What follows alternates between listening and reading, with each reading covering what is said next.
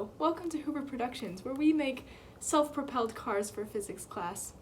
The special things about these cars is that they're very unique. His name is Milo, but you can name your car whatever you like. The parts for this car include cardboard for the base, 2 dowel rods for the axle that is put through 4 PVC pipes that were cut to size. We have 4 CDs for each wheel. And then for the energy mechanism, a tape measure with a string attached and a washer. And then 2 bent pieces of metal for the back axle. So the creation of Milo, it took a lot of time and effort and tears. Yeah.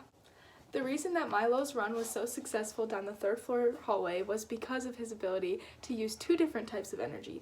The first energy was spring potential energy. As you can see from the tape measure, when the string is pulled out and wound around this axle, it immediately wants to fly back into the measure because of the spring on the inside, like this. So when it was all wound up around the axle and I released it, the wheels immediately started turning and the string started unwinding back into the measure where it wanted to go. Then, once it was done unwinding and this bit came all the way back, the wheels kept on coasting. That was the kinetic energy, which kept the car in motion and allowed it to coast after it had built up all of this energy. The CDs and the pace that the car unwound its axle at were enough to glide the car down the hallway with no extra help. It did not slip at all, did not encounter any problems with friction, though the hallway is a slippery surface. Now, I did bring hot glue in case I needed to add in case he slipped, because I am that kind of producer where I will make sure that whatever car I make for you works well.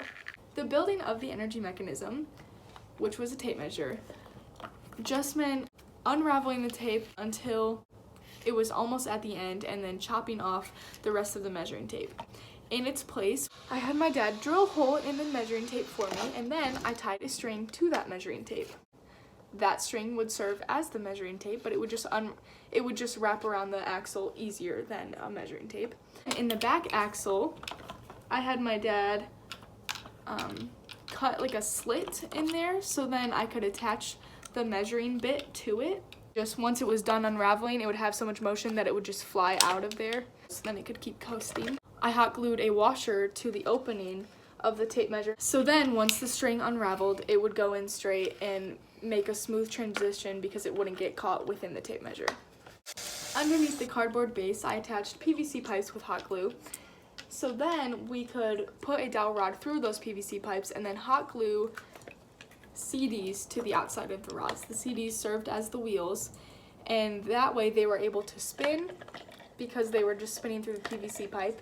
Overall, Milo had a very successful run, and I know that if I built a car for you, if Hoover Productions worked for you, you would also have a very successful run with your car.